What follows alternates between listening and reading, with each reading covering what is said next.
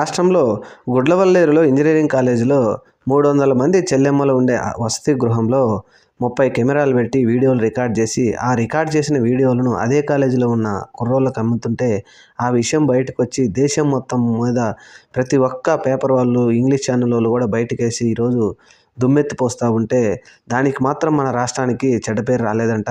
అలాగే మన చంద్రబాబు నాయుడు గారు చాలా ఇబ్బంది పడుతున్నారు, రాష్ట్రానికి చెడ్డ పేరు వస్తుంది అని. ఏ విషయం మీద అంటే, ఈ కాదాంబర్ అని ఒక ఆమె హనీ ట్రాప్ వేసి, ఎవరో ముంబై మోడల్, ఈ మోడల్ మన రాష్ట్రంలో ఎవరో ట్రాప్ చేశారని, ట్రాప్ చేసి వారి దగ్గర డబ్బులు లాగిందని తీసుకొచ్చి ఈ మధ్య వారం రోజుల నుంచి ఈ విషయాన్ని బయటపెట్టి గంటలు డిబేట్ పెట్టింది ఈ కుల మీడియా.